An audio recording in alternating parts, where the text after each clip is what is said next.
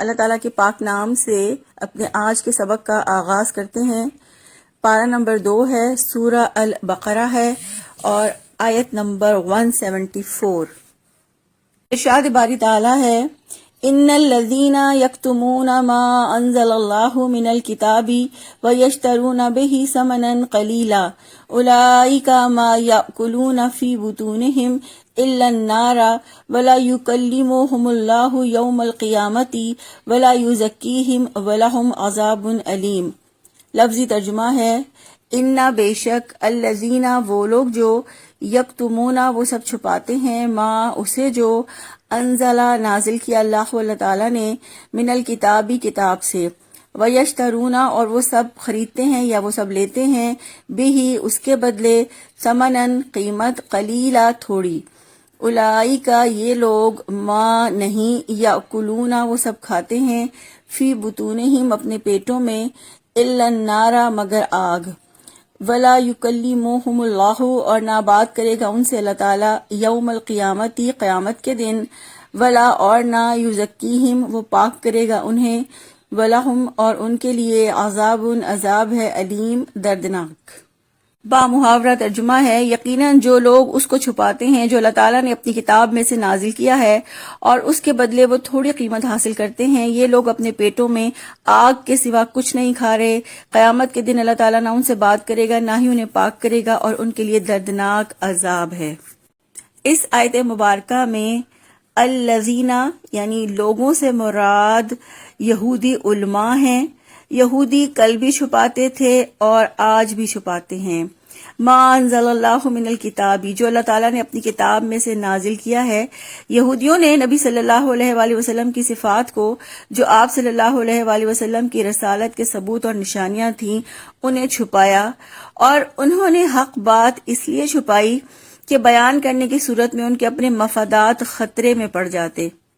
یہودی رسول اللہ صلی اللہ علیہ وآلہ وسلم کی رسالت کے ثبوت اور نشانیوں کو اس لیے چھپاتے تھے کہ وہ اپنے آپ کو دنیا میں مذہبی اجارہ دار سمجھتے تھے، اور وہ سمجھتے تھے کہ رسول اللہ صلی اللہ علیہ وآلہ وسلم کی رسالت کے بعد دنیاوی ریاست ان سے چھن جائے گی، اور انہیں یہ بھی ڈر تھا کہ اگر اہل عرب آپ صلی اللہ علیہ وآلہ وسلم کی اطاعت قبول کر لیں گے تو وہ ہمیں چھوڑ دیں گے، اور اس طرح عربوں سے تحائف کا اور نذرانوں کا جو سلسلہ ہے وہ بھی ختم ہو جائے گا۔ یہودی اس بڑائی میں مبتلا تھے کہ تمام آسمانی کتابیں اور رسول چونکہ بنی اسرائیل میں آئے، اس وجہ سے ہم اللہ کی لاڈلی اور چہیتی قوم ہیں، اور اپنے اس کبر کی وجہ سے وہ مذہبی اجارہ داری کے زوم میں تھے۔ ان کی کتابوں میں اگرچہ رسول اللہ صلی اللہ علیہ وآلہ وسلم کی تمام نشانیاں اور صفات موجود تھیں، اور ان کے علماء بھی یہ سب جانتے تھے، مگر وہ سب صرف اس لیے چھپاتے تھے کہ ہم سے یہ مذہبی اجارہ داری چھن جائے گی۔ پھر فرمایا، وَيَشْتَرُونَ بِهِ ثَمَنًا قَلِيلًا اور وہ اس کے بدلے بہت تھوڑی قیمت حاصل کرتے ہیں۔ یہودی علماء اور ان کے مذہبی پیشوا اپنی قوم سے بھی تحفے اور نذرانے وصول کرتے تھے اور عربوں سے بھی تحائف وصول کرتے تھے۔ اللہ تعالیٰ نے اس کو تھوڑی قیمت کہا ہے، ثمنًا قلیلا، یعنی مراد اس سے پوری دنیا کی دولت ہے، لیکن آخرت کے مقابلے میں یہ دنیا اور اس کی دولت اللہ کے نزدیک ثمنًا قلیلا یعنی بہت تھوڑی قیمت ہے۔ یہودیوں نے اپنی کتاب میں سے رسول اللہ صلی اللہ علیہ وآلہ وسلم کی نشانیاں اور اوصاف تحریف کر دیے تھے، اور انہوں نے اپنی قوم کو یہ کہا تھا کہ آخری نبی صلی اللہ علیہ وآلہ وسلم ابھی نہیں آئے اور بہت بعد کے زمانے میں آئیں گے۔ اس طرح وہ اپنی کتاب سے صرف دنیا کماتے تھے۔ آج کے دور میں بھی اگر ہم دیکھیں تو اللہ کی کتاب سے دنیا کمائی جاتی ہے۔ مثلا کتاب کے بارے میں غلط فہمیاں ذہن میں رکھ کر کہ یہ کتاب تو اللہ تعالیٰ نے زندگی کی رہنمائی کے لیے نازل کی، لیکن اگر اس کتاب سے صرف دنیا کی بہتری اور اس کے فائدوں کو وابستہ کر لیا جائے، جیسے کتاب کی تعلیم کے بجائے اس کے الفاظ پڑھ کر دنیا کے نقصانات سے بچنے اور دنیا کے فائدے حاصل کرنے کے لیے مجالس منعقد کی جائیں، تو اس طرح دراصل کتاب کے آنے کا مقصد فوت ہو جاتا ہے۔ یا اسی طرح کتاب کے ذریعے ایسے فتوے دیے جائیں جن سے لوگ راضی ہو جائیں اور نذرانے پیش کریں، یہ سراسر یہودی نقش قدم پر چلنا ہے۔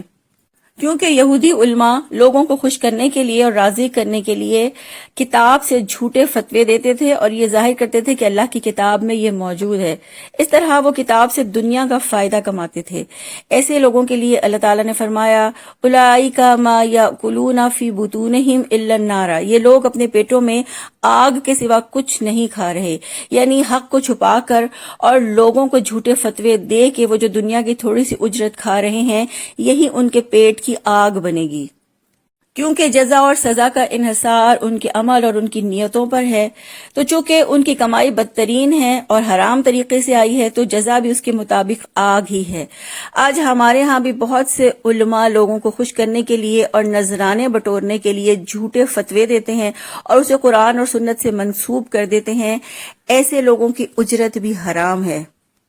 ایسے لوگوں کا انجام بتاتے ہوئے اللہ رب العزت نے فرمایا وَلَا يُكَلِّمُهُمُ اللَّهُ يَوْمَ الْقِيَامَةِ وَلَا يُزَكِّيهِمْ وَلَهُمْ عَذَابٌ أَلِيمٌ، اور قیامت کے دن اللہ تعالیٰ ان سے نہ بات کرے گا نہ انہیں پاک کرے گا اور ان کے لیے دردناک عذاب ہے.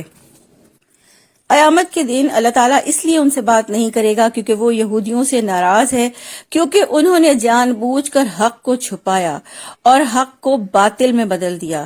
اللہ تعالیٰ قیامت کے دن یہودیوں کو پاک نہیں کرے گا، یعنی ان کے گناہ معاف نہیں کرے گا اور انہیں دردناک عذاب دے گا. اللہ تعالیٰ انہیں برے اخلاق سے پاک نہیں کرے گا، ان کا تزکیہ نہیں ہوگا، کیونکہ تزکیے کا سب سے بڑا سبب تو اللہ کی کتاب پر عمل کرنا ہے، اس کو رہنما بنانا ہے اور اس کی طرف دعوت دینا ہے.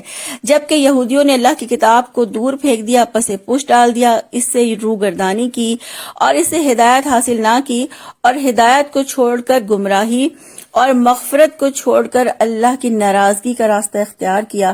اس لیے انہیں دردناک عذاب ہوگا اور ان کا جرم معاف نہیں ہوگا. ابو ہریرہ رضی اللہ عنہ فرماتے ہیں رسول اللہ صلی اللہ علیہ وآلہ وسلم نے فرمایا جس نے علم دین کو دنیاوی مقاصد کے لیے سیکھا اس کو قیامت میں جنت کی خوشبو بھی نہیں سنگھائی جائے گی. آیت نمبر 175 ہے اولئک الذین اشتروا الضلالۃ بالہدی والعذاب بالمغفرہ فما اصبرہم علی النار. لفظی ترجمہ ہے اولئک یہی لوگ ہیں الذین جنہوں نے اشترو سب نے خرید لیا الدلالت گمراہی کو بالہدا ہدایت کے بدلے والعذاب اور عذاب کو بالمغفرہ مغفرت کے بدلے. فما اصبرہم تو کس قدر صبر کرنے والے ہیں وہ علی النار آگ پر. بامحاورہ ترجمہ ہے یہی لوگ ہیں جنہوں نے ہدایت کے بدلے گمراہی کو اور بخشش کے بدلے عذاب کو خریدا ہے، سو وہ آگ پر کس قدر صبر کرنے والے ہیں.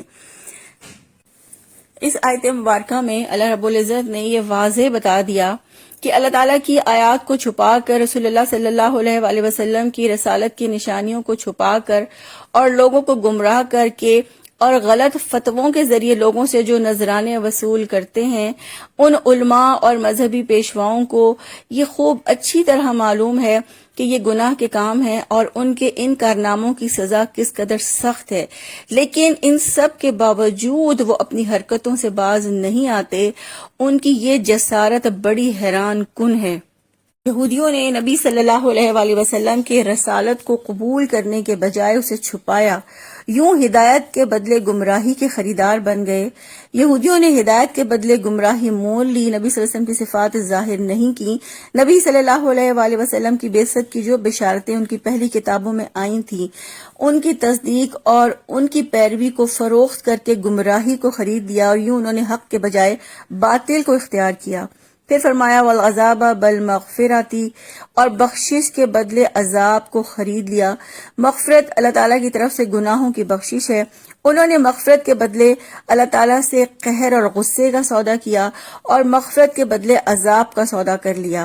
نبی صلی اللہ علیہ وآلہ وسلم کی صفات کا اظہار اور نبی صلی اللہ علیہ وسلم پر ایمان لانا یہود کے لیے مغفرت کا ذریعہ تھا، مگر انہوں نے اسے چھپایا اور عذاب اختیار کیا اور گناہوں میں ڈوب کر آنے والے عذاب کی شدتوں پر صبر کیا. یہی ان کی تجارت تھی جو بہت بری تجارت تھی. پھر فرمایا فما اسبرہم علی النار، سو وہ آگ پر کس قدر صبر کرنے والے ہیں۔ یہود کو معلوم تھا کہ اللہ تعالیٰ کے نبی کی تصدیق نہ کر کے اور ان کی پیروی نہ کر کے اور ان کی صفات کو چھپانے کے نتیجے میں وہ آگ کے عذاب میں گرفتار ہوں گے، سو وہ ان گناہوں میں ڈوب کر آگ کے عذاب پر راضی ہو گئے۔ اللہ فرماتے ہیں کس چیز پر انہوں نے صبر کیا؟ آگ پر، یعنی یہاں رب العزت نے حیرت کا اظہار کیا ہے کہ سب کچھ جانتے ہوئے بھی وہ کس طرح آگ کا سودا کر رہے ہیں۔ اللہ تعالیٰ سے دعا ہے کہ اللہ تعالیٰ ہمیں اپنی پاک کتاب اور نبی صلی اللہ علیہ وآلہ وسلم کی سیرت مبارکہ کو بہترین طریقے سے سیکھنے کی، اس پر عمل کرنے کی اور اسے آگے پہنچانے کی توفیق عطا فرما دیں، آمین۔ سبحانک اللہم و بحمدک، نشہد ان لا الہ الا انت، نستغفرک و نتوب الیک۔ السلام علیکم ورحمۃ اللہ وبرکاتہ۔